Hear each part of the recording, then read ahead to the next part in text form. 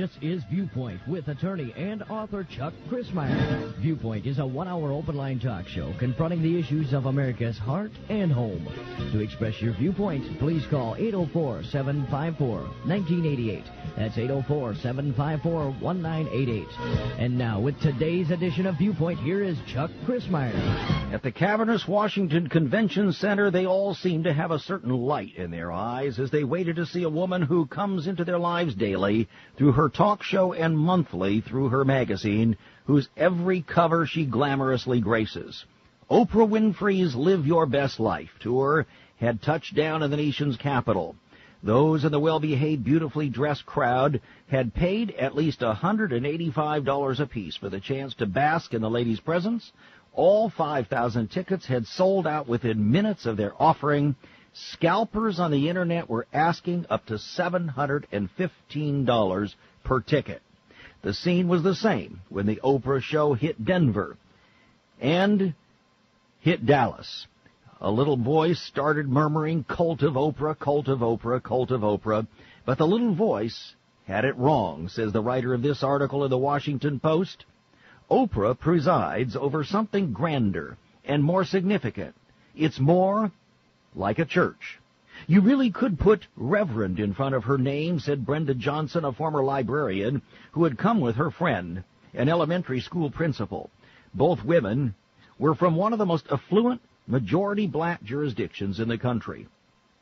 Oprah's great gift and the foundation of her lay ministry is her understanding that even women who have enjoyed great success in their personal and professional lives can still struggle to find meaning and fulfillment, and that they can learn from Oprah's own search for the same things. She's not only the most powerful woman in television, but also the most powerful woman in American publishing. Inside the convention center at the Live Your Best Life extravaganza, attendees heard Oprah speak of her own life experience. They heard her talk about spirituality. They heard Maya Angelou's poem, Phenomenal Woman, and after the liturgy, the women in attendance went forth renewed. Thus went the services at the Church of Oprah, the Church of Possibility. Welcome to Viewpoint. I'm Chuck Crismier. Today we look at the emerging consciousness in America and around the world, the Oprahification of religion. The Oprahification of religion, the emerging consciousness. I hope that you will stay tuned, friends. What we're going to share with you today on Viewpoint is very powerful and very serious. I received a letter yesterday from the United Kingdom, from Britain. Dear Brother Chuck, and among everything enclosed was a wonderful, wonderful check, a direct answer to prayer, that very day that we had been crying out to the Lord. But here's what he said. I was excited to hear that you are writing a new book. We are all looking forward to reading it. Deception is so great today, and at times is so overwhelming. I've questioned many times in my heart as to why and how people become deceived, and how can I be sure that I'm not deceived?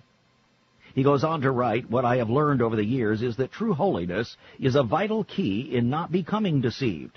If a person does not live right and walk in the light, they will have no defense against deception. A man cannot live crooked and think straight. Along with holy living, we need to have a desire for truth and be truly willing to change our lives accordingly. I truly believe that the message God has laid on your heart to preach is needed, not just in America, but the whole world. Thank you. Bless you, my brother. He was referring to a book that we're in the process of writing called The Seduction of the Saints, How to Identify and Avoid End-Time Deception.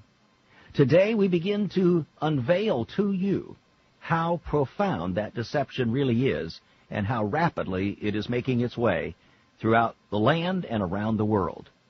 The Oprahification of religion, the emerging consciousness. I want you to hear from Oprah herself. It's a little bit difficult, but listen very carefully to her special message. She's announcing a new discipleship program that started yesterday. Here we go. Hello, everyone on Skype. I'm so excited to tell you about my newest book club selection. It's called A New Earth by Eckhart Tolle. I believe and try to live by the message of this book. And when I read it for the first time, I just knew this was the book I had to share with the whole world. It caused a greater sense of awakening for me, and I want that for every one of you who reads it. I want you to be able to do exactly what the cover of this book claims, and that is to awaken your life's purpose. So read the book, and I'm so thrilled to tell you this. Eckhart Tolle and I are walking you through a new earth, chapter by chapter.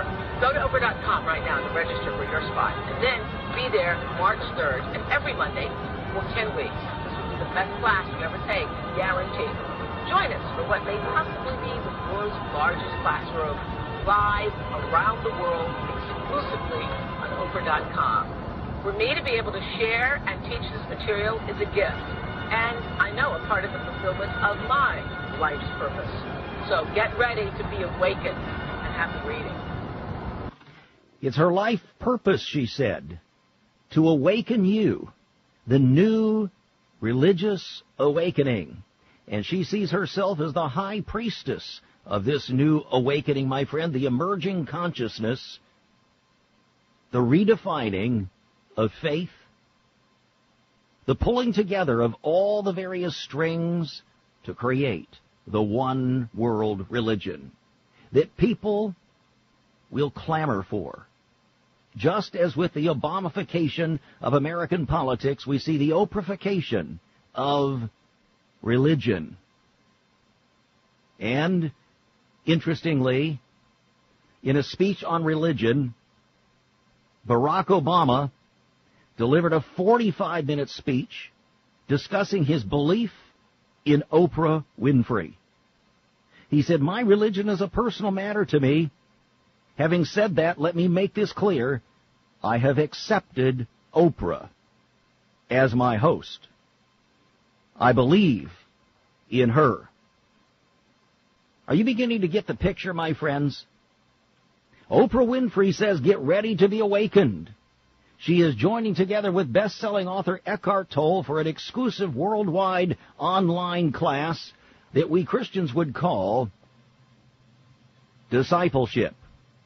She is discipling at minimum 500,000 people every day, 1 day a week, in this discipleship class. It is the largest endeavor via the internet ever in the history of the world. What is this all about? She said, I knew I had to share this with the world. Why? Where is the world heading? And where is Oprah heading? The emerging consciousness today on Viewpoint. Please stay tuned. Your spiritual future may be on the line.